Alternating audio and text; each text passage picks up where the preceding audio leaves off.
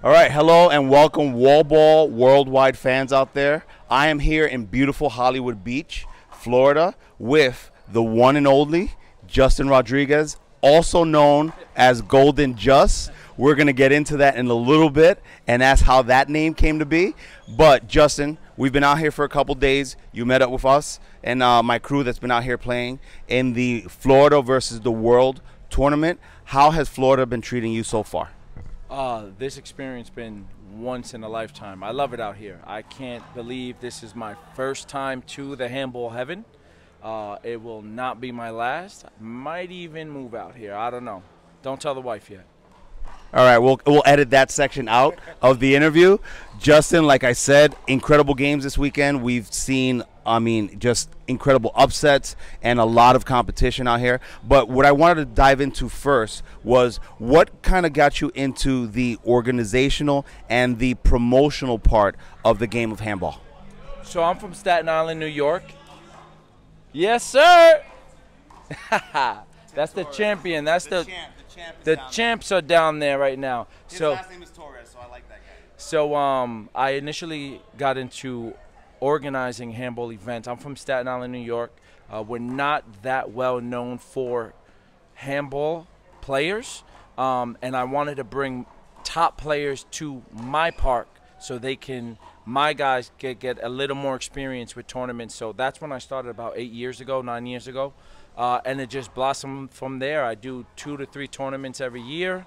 Most of them in Staten Island, sometimes Brooklyn, one in Queens, but I do it for the love of handball, nothing else.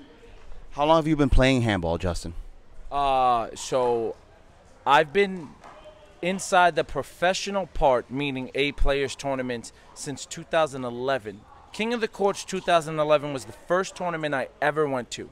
Before that, I was always playing handball, but I never knew there was another side of it. So my main start is 2011. Okay.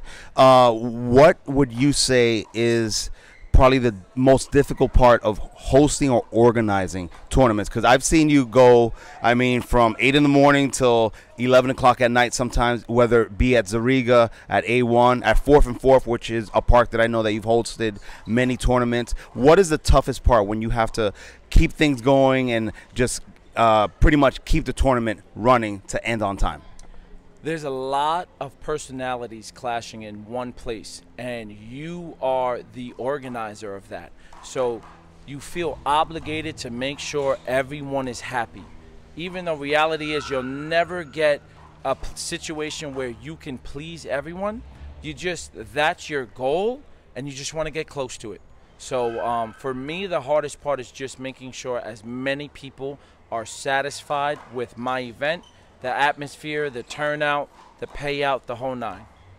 With that said, then, what do you think could happen in the handball community to make things a little bit more organized or concise? Do you think a lot of the organizers just have to come together, or how can that be achieved?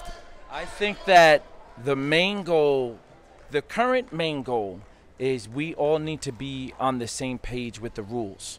Now, in the rules, the rule book in USHA, it tells you how to organize an event down to like when to start, the start time of games, if someone's late, what the referee should be doing, timeout, like everything. It is very detailed on how to organize a handball event. And I feel like that is where we clash as a community. Because everywhere you're from California, I'm sure your one wall big blue rules are different than what we play in New York. Completely different. Yeah, it's just we're not on the same page, and we need to be. That should be the ultimate goal right now, because there's no professional sport that doesn't have rules. So along those same lines, obviously, I had a crew that came out here from, 2 of them came from Fresno, 1 came from Stockton, and Chicharron, everybody knows, from LA. It took some adjustment for them to get used to the rules that we were playing here, but those are your standard USHA rules. So what they do out in LA and most of California, they just play. They play through everything. They shoot for everything. It's very interesting. So in your opinion, what would it take to get everybody on the same page? Got to put your ego aside. The ego's the biggest problem. A lot of people feel like they've been doing it for so long and they don't want to change. I just don't understand the people that say the rules are fine the way that they are, because how do you expect us to grow but not change? Clearly, we're stagnant as a community, and we need to change.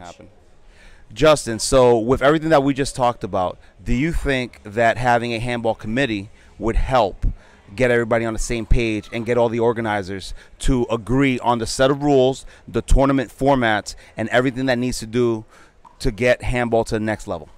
Absolutely. It's the first step of many going in the right direction. The committee, when it first was formed, had Saha, Dwight, part of it. We had Sheena from PHA. We had Richie from Castle Hill. We had Buddha Carlos. We had China, me, Adam. We had a lot of people involved. We had Jared from USHA. Like, everybody was involved trying to get on the same page in New York City. And you know what? It works. It absolutely worked. Our tournaments are now organized in a fashion where people know what to expect. You know, I mean, the pandemic kind of put a halt on it, and there's certain things that we're not doing. But for the most part, people were getting used to wearing goggles at our event. Always having gloves on hand, you don't necessarily need them, but having them on hand in case you do. When you make a call, the play stops. Like, that's a big one. That's a big one for big. And actually, for those who weren't watching the game's live stream on WallBall Worldwide, that happened quite a bit this weekend. And there was some controversy on pretty key calls where it made a difference, and the call was either awarded or not given to the player that deserved it. Yeah, because it throws you off.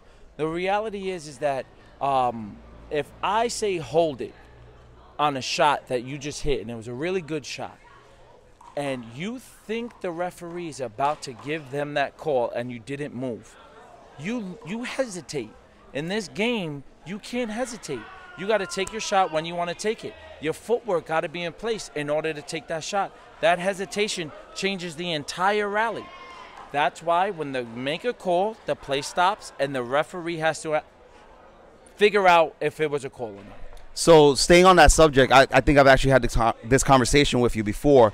Should the play stop and the referee make a call, or how do you decide who is right or wrong? Because if somebody just makes a call for the sake of making a call, then they're constantly interrupting the play. Should they be penalized for it or not?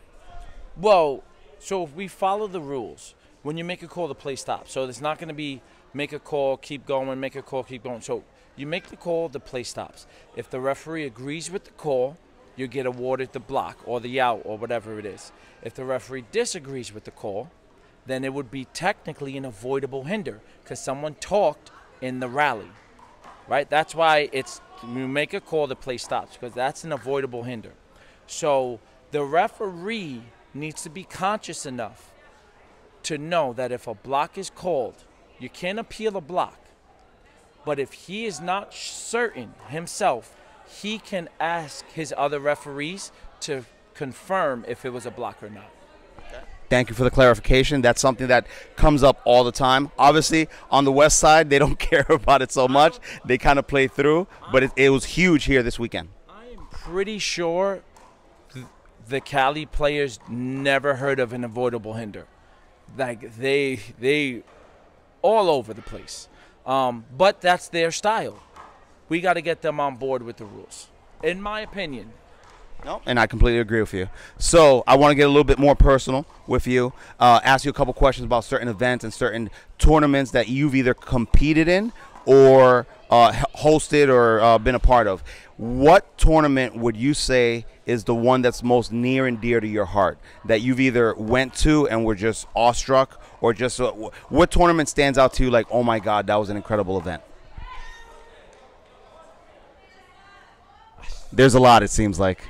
Yeah, that's a loaded question because there's different types, right? So you first... Well, give me one singles, one doubles. Okay, so the open doubles would be the Buddha. Clearly. Hands down. Without a doubt. As far as singles, what's tricky is King of the Courts means so much to handball, Big Blue. And it was the first tournament I ever went to. But the Gladiator tournament was making room for itself.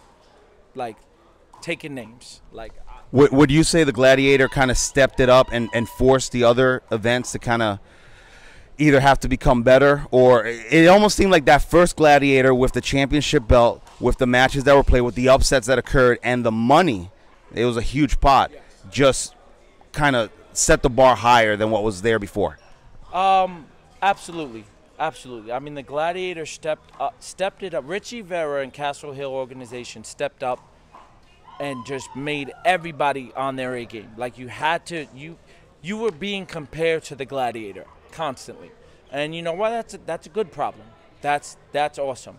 But I would say, out of all those tournaments, one of my favorite that I was a part of was, with the Gladiator being as good as it was, I gotta say that the best tournament that I was a part of was the Players' Cup that Kadeem won. We only hosted it once, then the pandemic happened, but that was just awesome.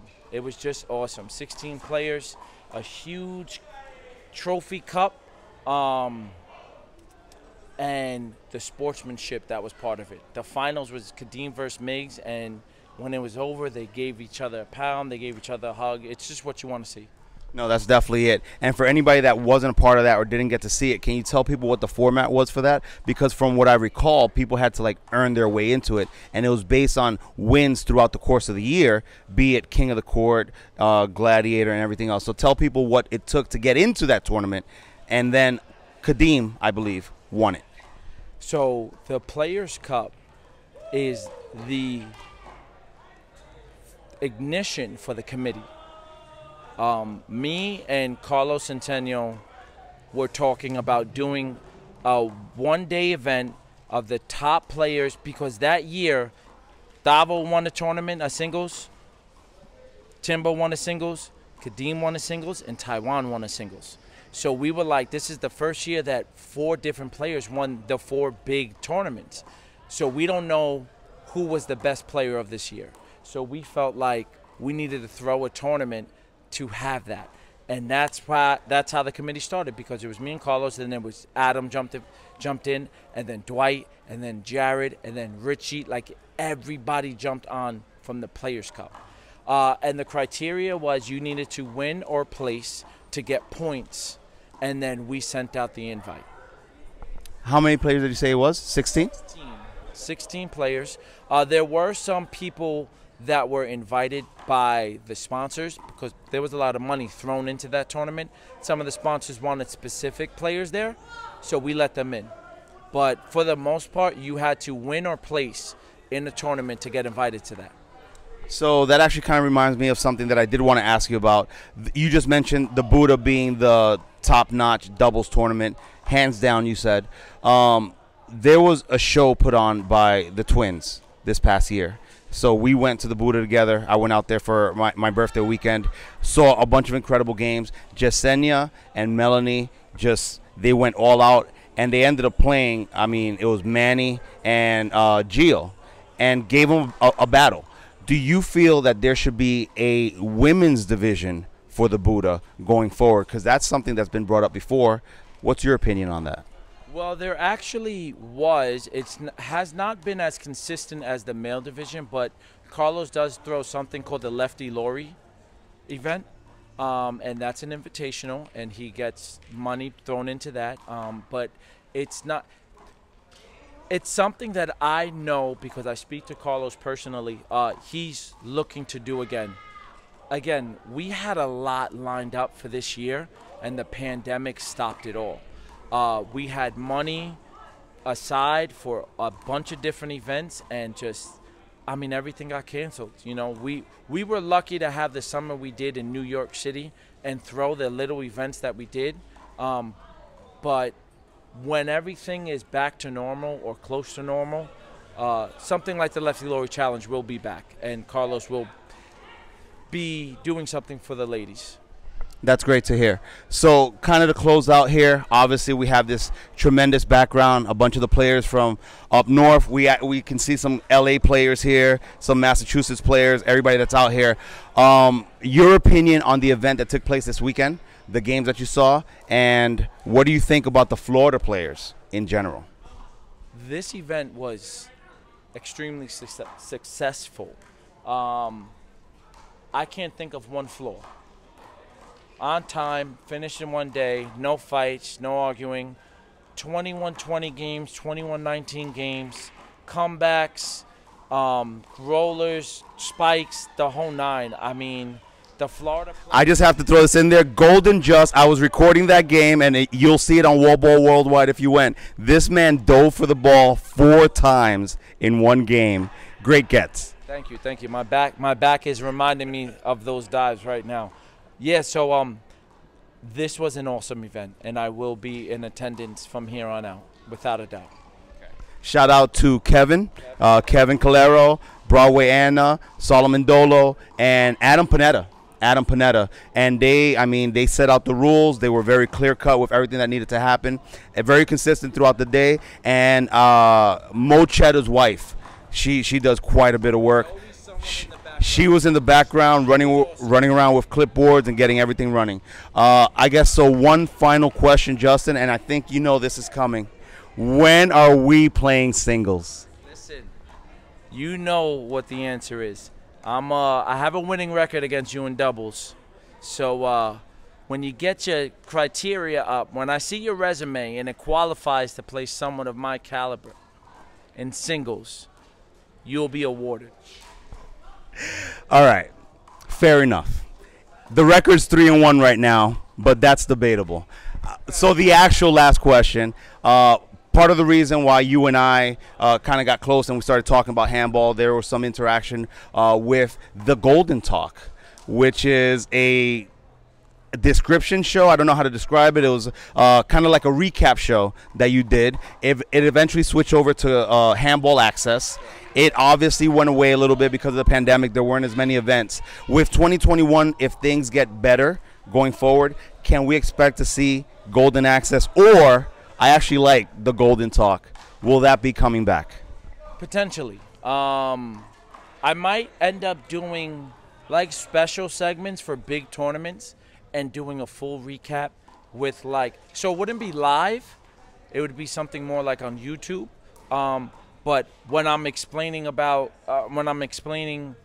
what I witnessed and, on this play, there was a block here, it wasn't awarded, I would have the replay as I'm talking about it. Oh, that sounds really cool. Yeah, so that is the future of the Golden Talk, if it does come back, and the wife allows it. Always got to get that permission from the wife.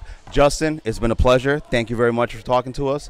WallBall Worldwide fans, thank you very much for tuning in. Golden Just. Thank you, sir. Have a great weekend. Thank you.